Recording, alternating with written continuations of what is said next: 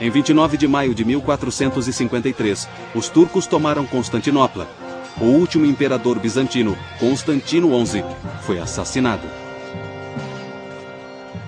Nos séculos 13 e 14, a Rússia esteve sob o domínio dos mongóis e isolada do restante da cristandade.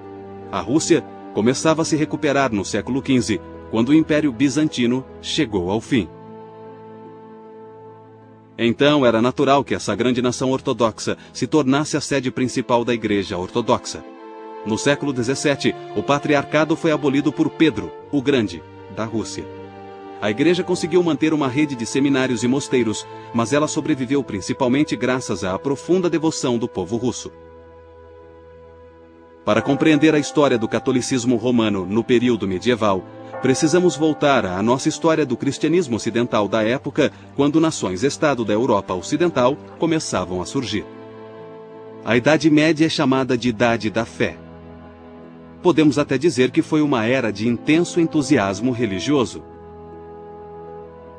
A Igreja não via com bons olhos alguns novos movimentos religiosos. Seu poder era cada vez mais ameaçado. A Igreja, às vezes, pedia às autoridades seculares que forçassem os dissidentes a capitular, sob ameaça de penas civis que incluíam a pena de morte. Mas alguns católicos estenderam a mão a esses movimentos dissidentes. Dois homens em particular, Domingos e Francisco, romperam com a vida monástica e reuniram a seu redor comunidades de irmãos ou frades. Esses homens atuavam como pregadores itinerantes. Eles se sustentavam pedindo esmolas. Não levavam a vida respeitável e estável da reclusão no mosteiro. Os franciscanos e dominicanos são muito importantes, principalmente no século XIII, logo após a sua fundação. Eles se tornaram missionários no mundo islâmico, eles eram interessantes, eles dominaram as universidades rapidamente. Acho que por causa de seu sistema de recrutamento. Não dependiam de favores de algum bispo de sua terra. Podiam mandar seus homens para onde quisessem. Então os franciscanos e os dominicanos eram os melhores professores da Universidade de Paris, no século XIII. Também eram inquisidores. Lembrem-se de que a Inquisição só estava tentando saber se havia alguma heresia à solta.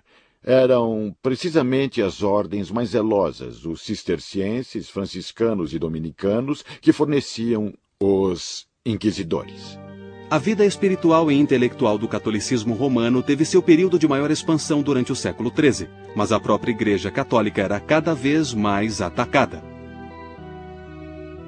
A hierarquia católica era criticada não apenas pelas autoridades seculares que queriam seu lugar.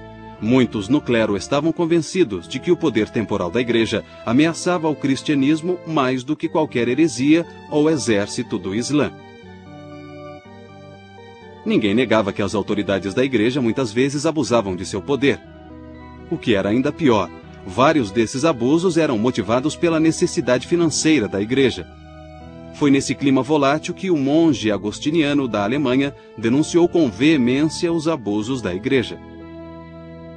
Acima de tudo, esse monge rejeitava a ênfase católica nos rituais religiosos e defendia que bastava a fé na salvação efetuada por Cristo. Lutero, a princípio, não pretendia abandonar a Igreja Católica, mas a Igreja o condenou como herege e, em 1521, Lutero foi excomungado. Com o Papa Paulo III, o Concílio de Trento teve 3 sessões, de 1545 a 1563, e publicou uma ampla série de decretos sobre teologia e disciplina eclesiástica.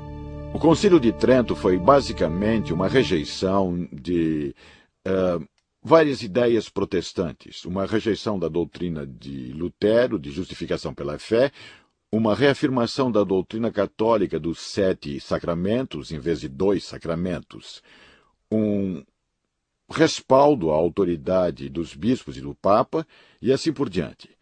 Trento cobriu praticamente tudo. Em outras palavras, a Igreja Católica Romana reafirmava ser a única intérprete autorizada das Escrituras e da tradição apostólica. Os séculos XV e XVI também presenciaram um dos eventos mais trágicos da história da Europa, a Inquisição. A Inquisição foi um evento complexo. Na verdade, houve duas inquisições diferentes nessa época: a Inquisição Espanhola e a Inquisição Romana. Alguns protestantes espanhóis foram vítimas da Inquisição Espanhola, mas a maioria era de judeus, muçulmanos e pessoas convertidas dessas religiões ao cristianismo. Acho que, independentemente do que a Inquisição tenha sido, realmente ela se tornou um símbolo da intolerância religiosa, de uma reação exagerada, radical e extrema à diversidade dentro da igreja.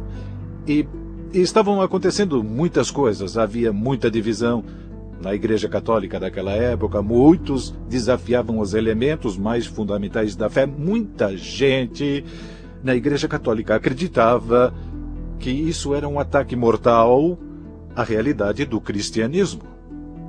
A Espanha exilou 170 mil judeus. Os últimos navios transportando judeus partiram da Espanha em 2 de agosto de 1492, um dia antes da partida da expedição de Cristóvão Colombo. Em 1500, os muçulmanos espanhóis teriam de fazer a mesma escolha: conversão ou exílio. Mais tarde, a Inquisição Romana seria responsável por um dos julgamentos mais infames de todos os tempos: a condenação do grande astrônomo Galileu por heresia em 1642. Essa condenação só seria revertida 350 anos mais tarde. Nos séculos seguintes, a Igreja Católica Romana tornou-se cada vez mais hierárquica. A autoridade centrou-se ainda mais no Papa. Essa tendência de centralização teve sua maior expressão no Primeiro Concílio Vaticano, realizado no Vaticano, em Roma, em 1870. Esse concílio, pela primeira vez, sancionou oficialmente a crença de que o Papa é infalível. Na verdade, o decreto é um pouco mais preciso. Diz que quando o Papa fala ex cátedra, formalmente, sobre questões de fé e moral, ele fala com aquela infalibilidade que Cristo quis que sua igreja tivesse. Na realidade, eles não estavam criando algo que não existia. Só estavam delimitando isso. No fim do século XIX, a Igreja Católica Oficial começou a surgir como líder na luta por justiça social para trabalhadores e pobres. As igrejas ortodoxas também viram novos movimentos teológicos nos séculos XIX e XX, na esperança de criar uma teologia cristã moderna. Na segunda metade do século XX, houve movimentos reformistas dentro da Igreja Católica Romana e da Igreja Ortodoxa. A Igreja Católica Romana tornou-se cada vez mais receptiva com aquilo que acredita ser bom no mundo moderno. Essa tendência foi expressa pelo Papa João XXIII, que só era Papa havia 3 meses, quando em 1959 anunciou seus planos de convocar um concílio ecumênico. 4 anos depois, em 11 de outubro de 1962, foi aberto o Segundo Concílio Vaticano. Há um novo espírito invadindo a Igreja Ortodoxa e a Igreja Católica Romana. E uma de suas expressões mais promissoras está nos esforços para reunir essas duas comunhões.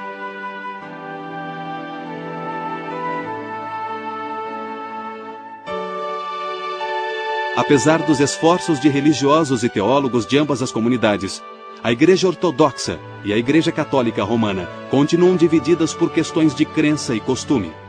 Mas pela primeira vez em muitos séculos, há motivos para ter esperança de que essa divisão logo acabe. Sempre haverá tribulações. A Igreja sempre enfrentou perturbações de fora e de dentro, porque Satanás está sempre tentando nos destruir. Quando contemplamos a história da salvação, há 2 histórias: a história da graça e a história do pecado. E essas 2 histórias interagem constantemente. Acreditamos que com a morte e ressurreição de Jesus, temos uma garantia do triunfo da história da graça. No final, a vontade de Deus prevalecerá. No final, o reino de Deus se estabelecerá e triunfará. No final, o mal será banido. Mas enquanto vivermos na história, estaremos vivendo com essas 2 histórias, a da graça e a do pecado.